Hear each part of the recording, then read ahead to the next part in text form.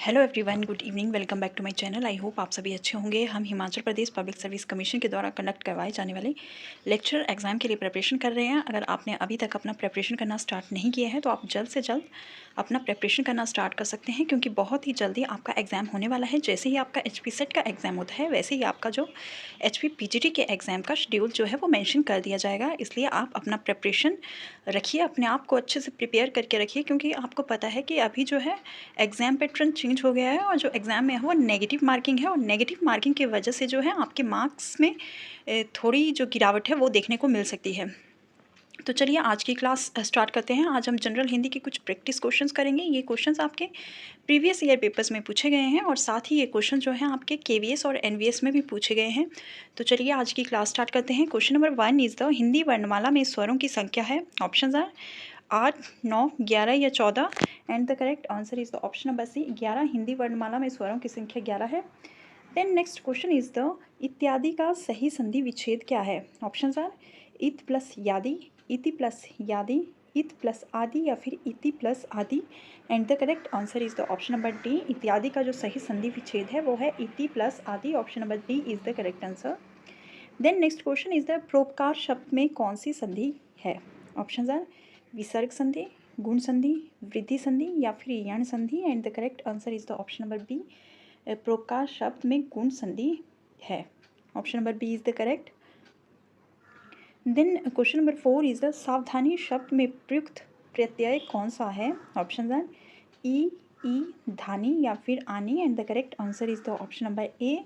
ई जो है वह सावधानी शब्द में प्रयुक्त प्रत्यय है। Then next question is the दो अथवा दो से अधिक शब्दों से मिलकर बने हुए सार्थक शब्द को क्या कहते हैं। ऑप्शन आर संधि कहते हैं, समास कहते हैं, अव्यय कहते हैं या फिर छंद कहते हैं। दो अथवा दो से अधिक शब्दों से मिलकर बने हुए सार्थक शब्द को समास कहा जाता है। Option number B is the correct answer.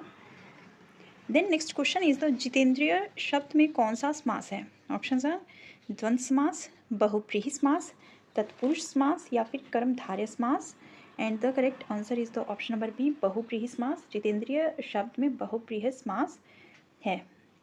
Option number B is the correct. Then next question is the जिन शब्दों की उत्पत्ति का पता नहीं चलता उन्हें कहा जाता है। ऑप्शन आर तत्सम शब्द, तद्भव शब्द, देशज शब्द या फिर संकर शब्द। जिन शब्दों की उत्पत्ति का पता नहीं चलता है उन्हें देशज शब्द कहा जाता है। Option number C is the correct answer. Then next question is the Hindi में शब्दों का लिंग निर्धारण किसके आधार पर होता है। ऑप्शन आर संज्ञा के आधार पर, सर्वनाम के आधार पर, अव्यय के आधार पर या फिर प्रत्यय के आधार पर and the correct answer is the option number D. Hindi में शब्दों का जो लिंग निर्धारण होता है वह प्रत्यय के आधार पर होता है। Then next question is the Sumit सो रहा है वाक्य में क्रिया का भेद है। सुमित सो रहा है इस वाक्य में कौन सी क्रिया है। ऑप्शन आर अकर्मक क्रिया, सकर्मक क्रिया, प्रेरणार्थक क्रिया या फिर द्विकर्मक क्रिया and the correct answer is the option number A अकर्मक क्रिया इस वाक्य में है। Then next question is the question number 10 Shiva का विशेषण क्या है। ऑप्शन आर शिवेश, शंकर, शैव या फिर शैल and the correct answer is the option number C. Shiva का जो विशेषण है वह शैव है। Then question number 11 is the Saraswati का पर्यायवाची शब्द कौन सा नहीं है। शारदा, कमला, वाणी या फिर Veena Pani and the correct answer is the option number B. Saraswati का पर्यायवाची शब्द कमला नहीं है। ऑप्शन नंबर बी जो है वह आंसर वह नहीं है, मतलब ऑप्शन नंबर बी सही आंसर है। Then question number 12 is the अवनी का विलोम शब्द है। ऑप्शन आर आसमान, आकाश, अंबर या फिर गगन and the correct answer is the option number C अंबर। अवनी का विलोम शब्द जो है वह अंबर है। Then question number 13 is the संतोष से बढ़कर सुख नहीं, यह कौन सा वाक्य है। ऑप्शन आर यह मिश्र वाक्य है, सरल वाक्य है, संयुक्त वाक्य है या इनमें से कोई नहीं and the correct answer is the option number B संतोष से बढ़कर सुख नहीं, यह एक सरल वाक्य है। Then next question is the निम्न में से वाक्य के शुद्ध रूप का चयन कीजिए। ऑप्शन आर पिछले सोमवार को स्कूल बंद है, पिछले सोमवार को स्कूल बंद रहेगा, पिछले सोमवार को स्कूल बंद होना है या फिर पिछले सोमवार को स्कूल बंद था and the correct answer is the option number D. कि पिछले सोमवार को स्कूल बंद था, यह वाक्य जो है वह शुद्ध है। Then question number 15 is the टस से मस्त होना का अर्थ है। ऑप्शन आ कठोर हृदय होना, अनुनय विनय से न पसीजना, जगह न बदलना या फिर धैर्यपूर्वक सहन करना। And the correct answer is the option number B, अनुनय विनय से न पसीजना, यह टस से मस्त न होना का अर्थ है। Then question number 16 is the आम के आम गुठलियों के दाम का अर्थ है।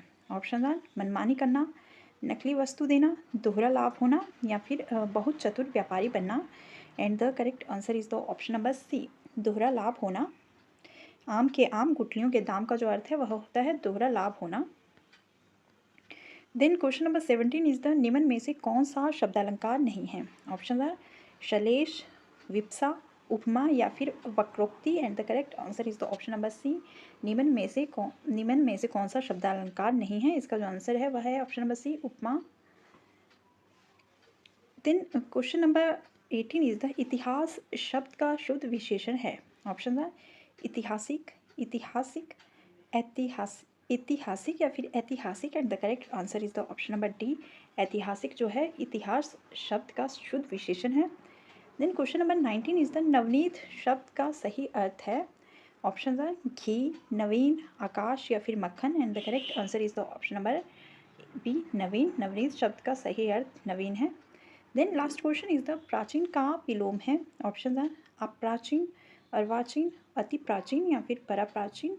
And the correct answer is the option number B, अर्वाचीन। प्राचीन का जो शब्द शुद्ध विलोम शब्द है वह है अर्वाचीन। Option number B is the correct answer. ये आज की क्लास थी जनरल हिंदी की, और ये जनरल हिंदी के क्वेश्चन जो थे बहुत ही इजी क्वेश्चन हैं और ऐसे ही आपके एग्जाम में पूछे जाते हैं, लेकिन बस आप थोड़ा कंफ्यूज हो जाते हो और कन्फ्यूज़न की वजह से कुछ क्वेश्चंस गलत हो जाते हैं। इसलिए आप एक बार जितने भी टॉपिक्स हैं उनको, क्योंकि हिंदी के जो टॉपिक्स हैं वो बहुत ही कम हैं, 10 से 12 टॉपिक्स हैं, और अगर आप उनको एक बार ऐसे रीड करते हो तो आपको समझ आ जाते हैं, क्योंकि हिंदी उतनी टफ नहीं है और बहुत ही ईजी क्वेश्चंस पूछे जाते हैं, बहुत ही ईजी लेवल के रहते हैं।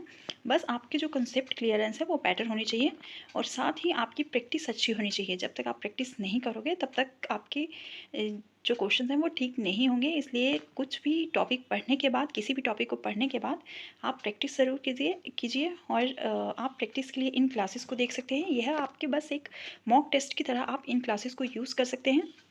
तो चलिए आज की क्लास में बस इतना ही। अगर आपको क्लास अच्छी लगी हो तो चैनल को लाइक और सब्सक्राइब ज़रूर करें। सब्सक्राइब करने के बाद बेल आइकन को ज़रूर प्रेस करें, जिससे मेरी न्यू वीडियो की अपडेट आप तक जल्द से जल्द पहुंचे। Bye bye, take care.